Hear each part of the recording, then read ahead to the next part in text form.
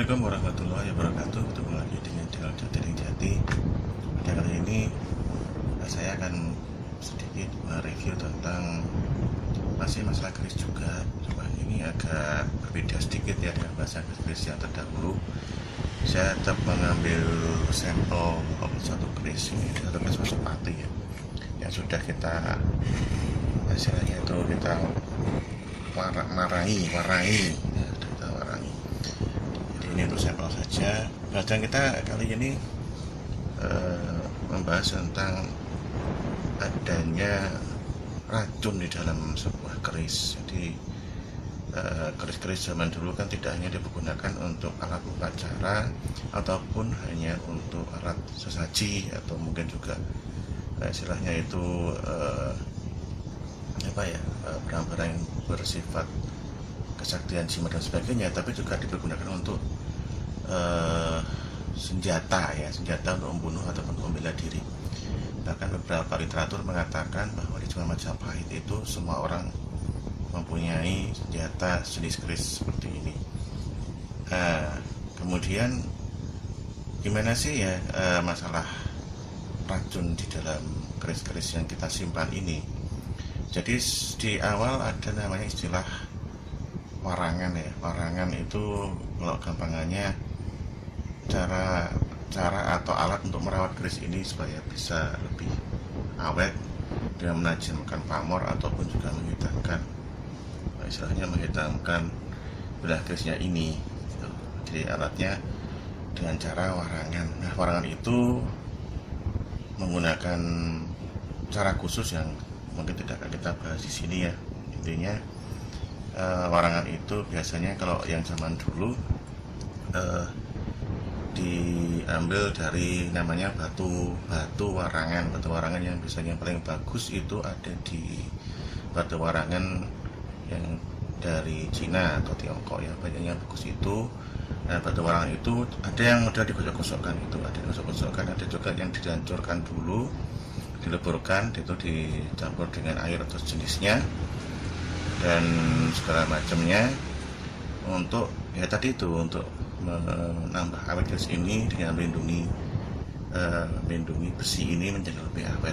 Permasalahannya yang berhubungan dengan racun apa dengan warangan ini adalah bahwa batu warangan yang dipergunakan untuk mewarangi keris itu sebenarnya mempunyai racun juga. Racunnya itu adalah arsenik.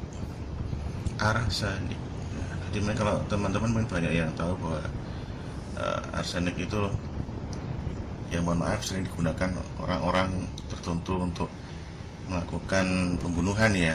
Jadi memang arsenik itu sekarang menjadi barang yang susah dicari juga karena banyak yang menyalahgunakan.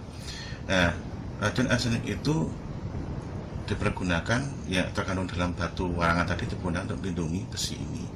Oleh karena itu bagi teman-teman ya, terutama bagi yang pemula itu tidak dianjurkan untuk memegang keris di sini, tidak dianjurkan ya.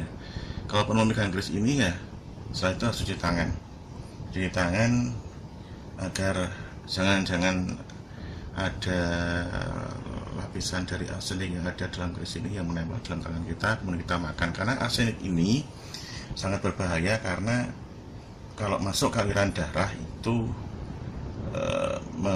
mengakibatkan penggumpalan darah, jadinya berbahaya juga.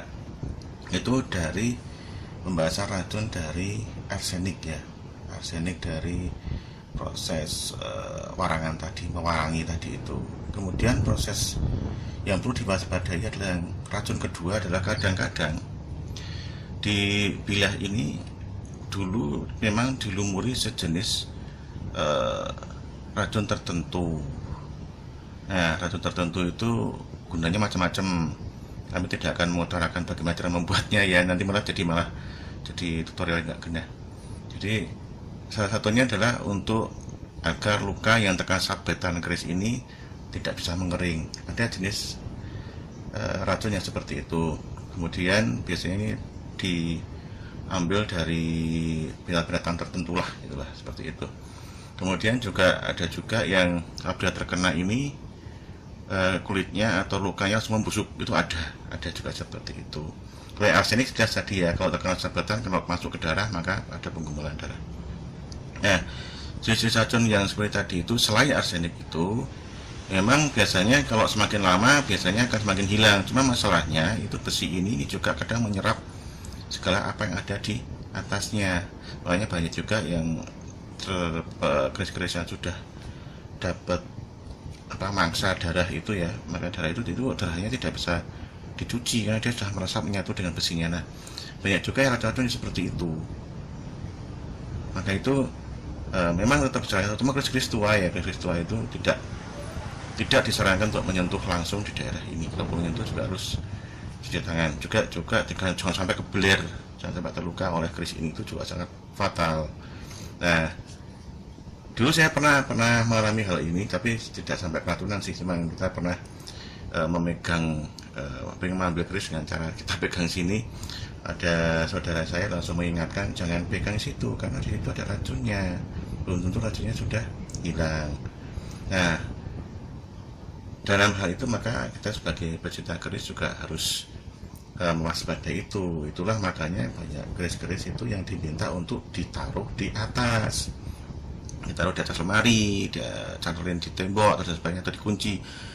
Karena bahayanya salah satunya adalah itu. Jika masih ada racun yang di sini buat mainan anak-anak, itu tentunya akan lebih fatal dan berbahaya. Nah, begitu teman-teman sekalian. Bahasan sedikit membuka bahasan tentang racun yang ada di dalam keris itu loh. Jadi kita sebagai kita keris juga harus waspada. Juga bagi teman-teman kalau dipinjam atau ada yang kadang-kadang ada kan ya teman-teman kita datang, wah keris papa ini ya, ditarik-tarik itu, bilang hati-hatilah untuk tidak megang ini, karena kalau arseniknya masih itu juga bisa berakibat fatal, apalagi kalau yang racun-racun yang dahulu yang masih tersimpan. Karena racun-racun terdahulu yang tersimpan selain itu masuk ke besi, bisa masuk ke besi dan permanen di situ, bisa juga setelah dilapisi arsenik justru semakin racunnya semakin langgeng, racunnya itu jadi semakin susah dihilangin karena dia terlindungi atasnya oleh arsenik. Cuma semakin kuat racunnya ya. Jadi kita belum pernah dengar ada orang keracunan keris itu, kita belum pernah dengar, tapi sebaiknya kita hati-hatilah, jangan sampai terjadi istilah saya itu kekonyolan yang tidak perlu gitu loh. Jadi kadang-kadang wah kenapa nih keracunan keris, karena saya nggak nyaman juga gitu. Yuk teman-teman sekalian, yang bisa saya sampaikan tentang racun keris sedikit, mudah-mudahan bisa membantu referensi kita tentang keris. Salam Melayu, salam sehat. Assalamualaikum warahmatullahi wabarakatuh.